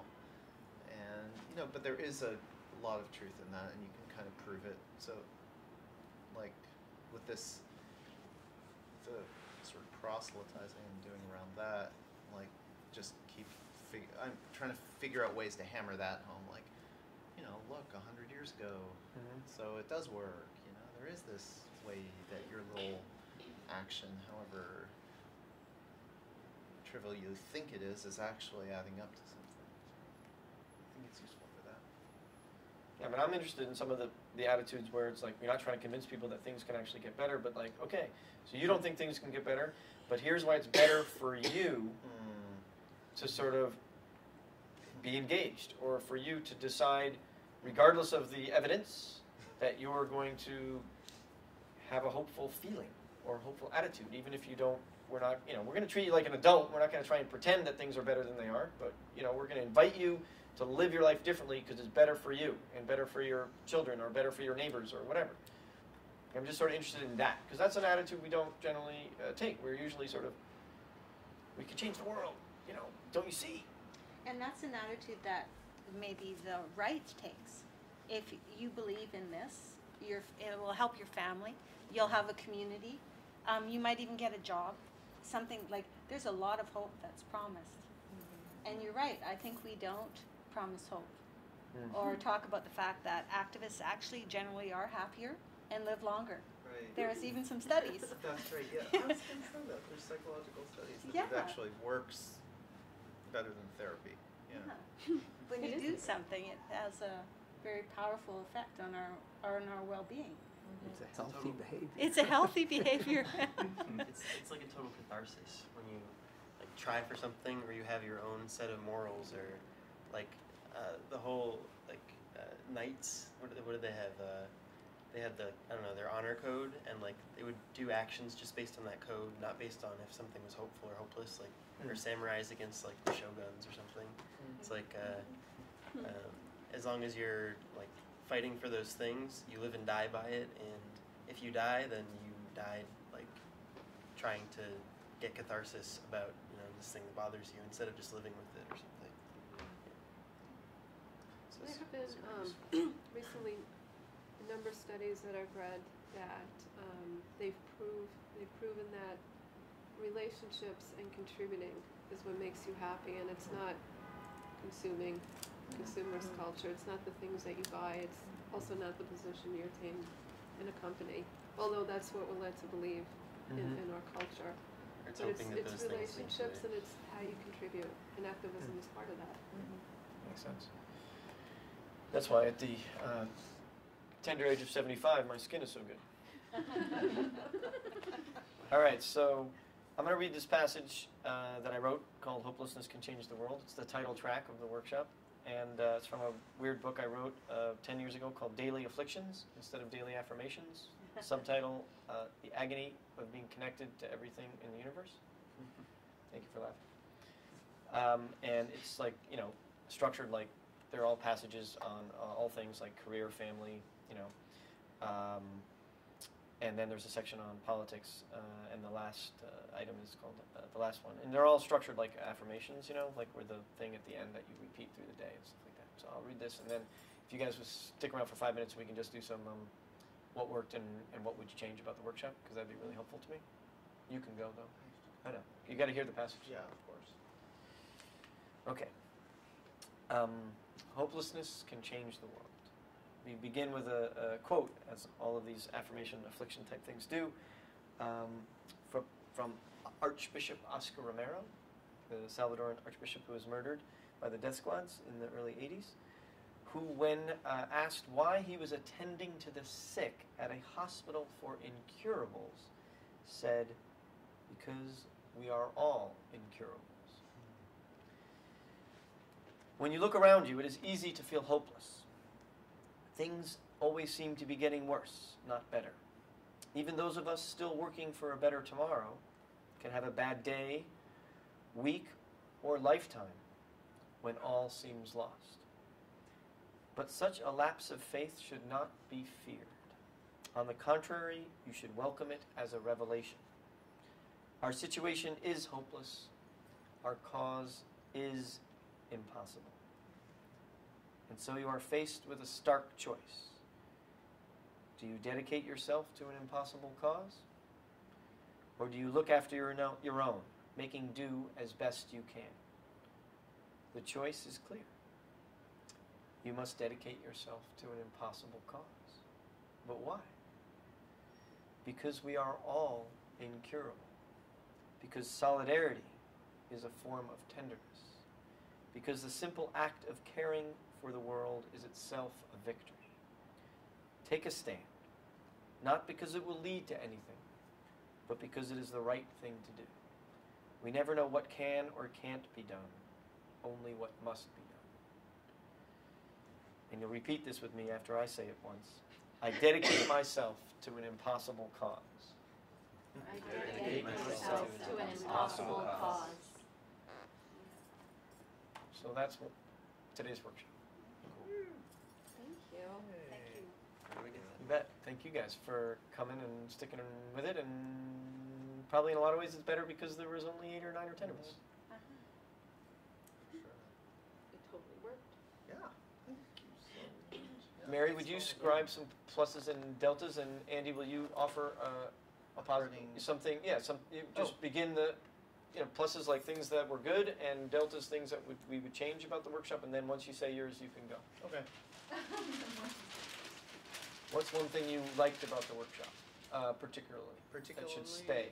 The evolution of it over the course of it. So I don't know how you did it, or if we did it, or what. I'm not going to tell you. Yeah, but it was like, yeah. By the end, we were talking about like the root of the whole thing. It felt like. So there's a nice arc to it. Yeah, and Okay. I started and had no idea where you were going. And do you like that? Yeah. So I shouldn't have laid out the agenda ahead of time? Nah. Maybe some. I don't know. Let's see. But you like not knowing, or you were okay with not knowing? Well, yeah. At the beginning, I mean, I confess I was worried because what the fuck. But then, yeah, it made complete sense, and in the middle somewhere it did, and then. Okay. So like, that was really nice to have that. Yeah, but. Okay. And what would you change?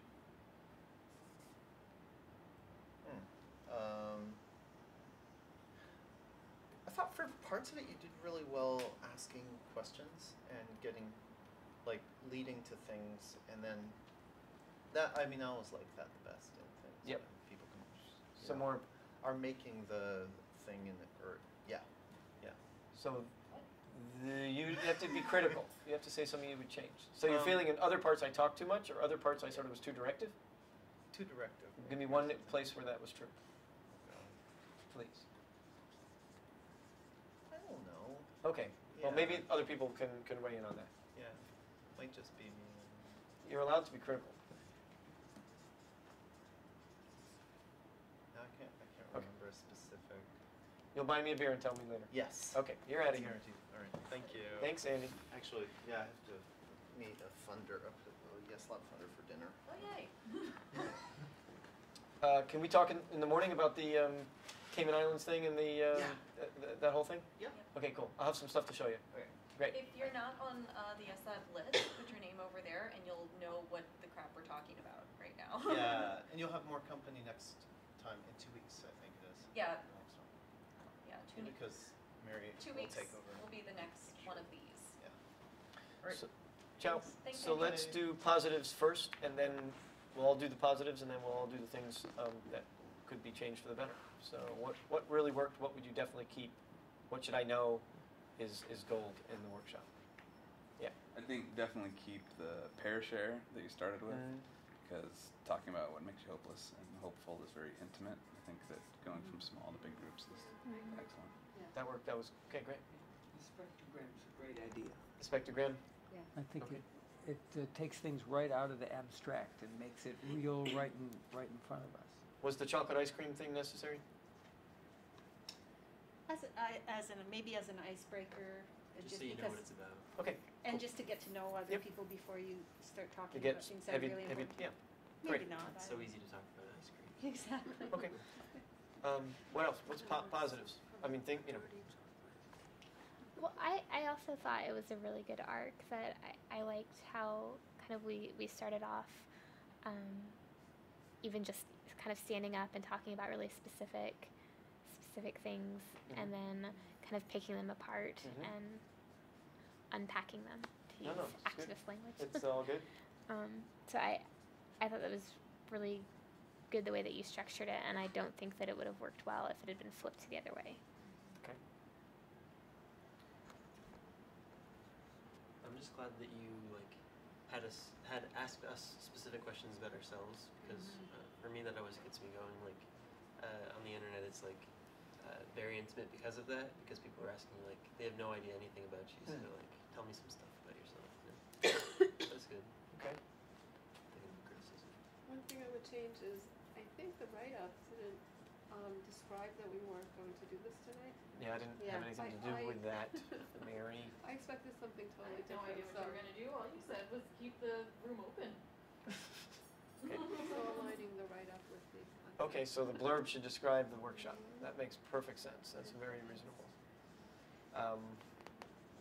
Yeah, I just read the email an hour, half an hour before I got here. I So- might have stayed with the group instead of going to the responses that we had heard from other people.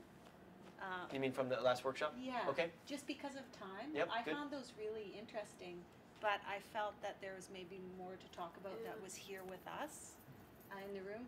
Good. Hard to fit it in the short time Yep. though. That's good. Yeah. So that's a delta. Cool. That's great. That's very helpful. Yeah, there was enough material that we were generating to sort of Yes. to kind of Yeah. do the work that in the workshop that we needed. Great. That's good. Well, pluses or deltas, all welcome. Got a delta. Yep. I liked the boot metaphor at first, but then I realized it was kind of constraining, because then people were trying to think, like, well, how does mine fit into that metaphor? Okay. Did, Maybe don't constrain the metaphors before, because probably one will be generated each time. Maybe I don't know. so does that mean don't? You tell it after. You could tell it that one because you like that one, Okay. but tell it after or something. So there were ways in which we were sort of elucidating people's, whatever you want to call them, like sort of stances. And then there was ways in which I was sharing some of the ones that I had gleaned or some of the ones that I take or that I. But So at the same time, maybe it. how do helped we, you- how would you say that should, should I hold all those back until everyone's sort of, or were those helpful to sort of get the ball rolling? Like, I'm a little unclear on that, actually. No, I'm going back on it. And I feel like it was kind of useful because then it went where you wanted it to go. So Yeah, it went well. So No, but I'm just curious. Yeah. So this is my delta. I would maybe suggest doing like a few quotes like that, and then have people talk about their own feelings of hopelessness, and then you can sort of use your formatted ones. My one suggestion about the arc would be then to definitely transition that into how can we use this as a positive. Yeah. I feel like it didn't quite get there. Yeah, did not. Correct. So that last part that was squeezed in at the end about that there should be a lot more room for that. Yeah, like the activist, like thinking about these things as part of the activist toolbox, sort of. Yeah. So, okay, I like that. That's. I think I agree with that completely. And so I basically didn't get around to the quotes. I was sort of like, which worked very nicely in the last workshop. So that was sort of a fail. But I can share some with you guys, if you'd like. There's some short ones that are very provocative. Any deltas? Or there was some parts where it was like, oh, maybe I shouldn't talk because I've got way too much to say about this topic just because I'm like totally interested in this. But I don't know. I was thinking there's this writer Carlos Castanedas. Okay, and he talks about controlled folly, and it's like exactly what you're talking about. Like, you know that your actions are foolish and that you can't really do anything, but you're controlled about the ridiculousness of your life, I guess. I like that. Control. That's nice. Yeah. Another one of those sort of dialectics, if you will. Controlled folly. Where does that show up throughout his books or in a particular book? Yeah. Yep. Starts with the teachings of Don Juan. Oh yeah. Okay. I've read a few of those.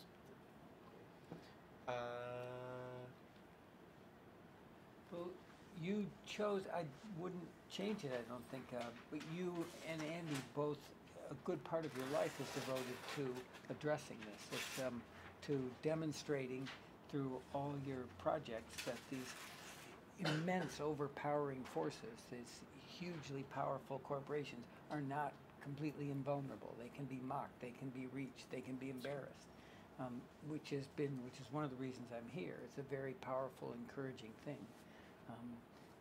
But I think you're both because of the way you the good way you structured this, and because you're both modest, you didn't talk about all the avenues that you've successfully explored doing that. And in some way, it would be nice to get that into the discussion. Although, I mean, most people who come know about your work and admire it, and that's why they're here. But it is a big part of what, for me, has been giving me some more leverage and emotional strength to deal with these things. To see those, getting back to my old theme, these specific examples of ways that you can show to the world the exposed lies. You can embarrass. Right. So yeah, so I guess there's a question about purpose of the workshop. Is it, the workshop is to sort of maybe inspire people or shake them out of their hopelessness or give them a reason to have hope and stuff like that. That's one purpose, and there's definitely a lot of material to, as you're astutely pointing out, to sort of try to do that with. And maybe this will evolve, a longer version of it could be both sort of an excavation of our hopelessness struggles, all of us, and then a kind of like, well, here's, and then I could maybe go shift more into a sort of very personal, sort of almost sermon-y type, not a sermon, I don't mean that in a bad way, but I mean a sort of, a revealing of my internal life, and then sort of saying, and in spite of, all of that back and forth, and actually believing that I would be standing pretty hard on that side on that first spectrogram question, and like here's all the crazy shit I do that kind of keeps me in the game and offers as you say, inspiration to some people, and so that could be a a longer version. It could be a more excavation and inspiration workshop. 3-hour version could have that in it, maybe. I don't know. I'm just talking through this, guys. I can see also the benefit, though, of understanding deeply hopelessness, and how it operates, and so I really appreciate that, that you're also thinking about hopelessness, so that we understand that really well, like this terribly dark room that we have to maneuver all the time, get to know its edges and shapes. So, so much, you've got so much here to work with. Yeah. It's really great. It's kind of, because I'm used to, usually it's very interesting for me, because I used to, the kind of workshop that or the thing you're describing is sort of the usual deal. I'm like, yeah, here's some crazy shit I did, and here's how we did this, and laugh at this, and be inspired by that, and look, we pulled this off, and like the fucking song and dance of like all these slides and stuff like that, and stories and videos and images and and so it's very nice to sort of, I didn't really need the projector, I just sort of thought it would be easier for us all to sort of see the quotes at the same time, and sort of just be more anonymous. Yeah, like more of a facilitator, and like everything we need to know is sort of just walked into the room. So that's kind of neat for me, and I kind of like that. But and from our standpoint too, like no one's ever actually done a workshop for one of these before, so thank you for taking us down that road, as opposed to the usual song and dance. Right, exactly. And then I think it's a way we hide behind things. We sort of like, look at all the things I did. You can do them too. Here's how. And it's sort of like, that's cool, but it's also, anyway, I think we sort of can sort of hide behind the clicker, on the PowerPoint. So I guess the last deeper into making them think about their own problems. Yeah, or just about, like, why do I do this thing? I don't know. So I'm interested, last thing is sort of, maybe along the lines you were saying, is like looking at the worst case scenario, kind of go into the dark to get to the light kind of thing. But it's more a question, and I want honesty here, you're not going to bum me out. Like, do people sort of feel a little more, it's a kind of funny question, do you feel a little more hopeful walking out of this room, having gone through this, or the same? Or a little more hopeless? Or that's really not the right question?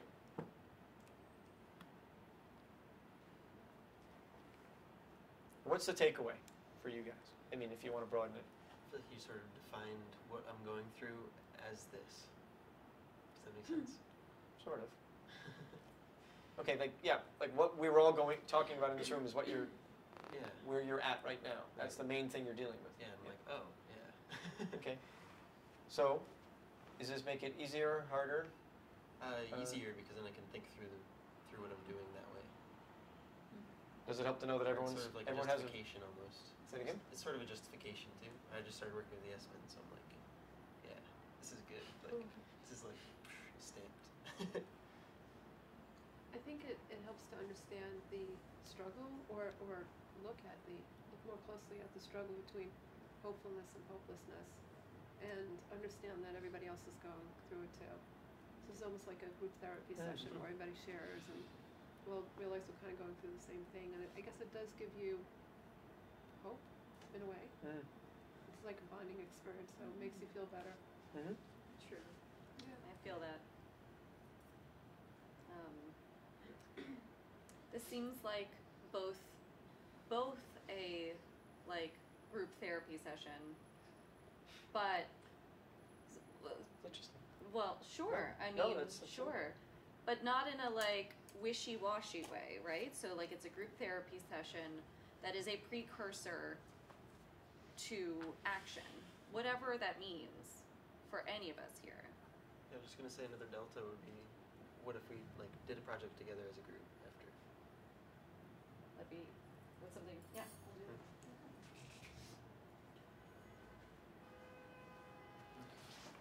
Well, in the really long version, I guess this would be sort of, as Mary's saying, a precursor. It's a bonding thing, you guys were saying. It's a sort of group therapy, precursor to action. We're excavating that stuff, and then there's like, okay, and so here's, then maybe, I'm just making this up as I go, but then there's like, okay, here's one person, the workshop leader, who sort of struggles with that, and here's sort of what their activist career looks like anyway, and then like, okay, let's, we can all move into action now with a sort of stronger emotional or, sort of self-knowledge, if you will, or intimate knowledge of each other, as well as self-knowledge. Could be an interesting sort of first building block to a more standard workshop of like skills and collaboration and stuff like that. It's interesting. Okay. Just thinking. Mm-hmm. Any other last thoughts about takeaways or what this gave you or how it impacted you one way or the other? Yeah. Well, I don't think that it necessarily made me more hopeful or hopeless, but I feel like there is this like unwritten rule in activist circles, so you're not supposed to admit that we're doomed. Yeah, exactly. Mm-hmm. And so I feel like one thing that's my takeaway is sort of to put in the toolbox is to sort of own that I'm active because I know how fucked we are, not because I don't. Right. That it's not that I haven't figured out that we're not going to win. It's that everything's fucked. So I don't know. I think that's very important. That's sort of part of the motivation of this. Is I think a lot of people look at us and think we're fools. Yeah. Whether it's the people like, hey, nothing ever changes, or whether it's like they just look at you and they feel you're disingenuous because you're like miss positive all the time, and trying to get get me to believe something that clearly isn't true, as opposed to, yeah, things are fucked. I'm doing this because, and be really sort of honest about it. And it's like I have this other joke thing in here, which is like selfishness. I think it's like basically selfishness can change the world, And so it's like, yeah, I'm doing this. I'm in this for myself. Yeah, you should come and be in this for yourself too. It's sort of like that's the punchline. Let's be selfish together. Toxic change can make you a better person. A toxic sludge can make you a better person because it's something you have to fight against, which Or gives you is superpowers. what? Or gives you superpowers. Yeah. I can double drag. All right, there's that. So I'm active because things are fucked, not because I don't get that things are fucked. That's important. Cool. Okay.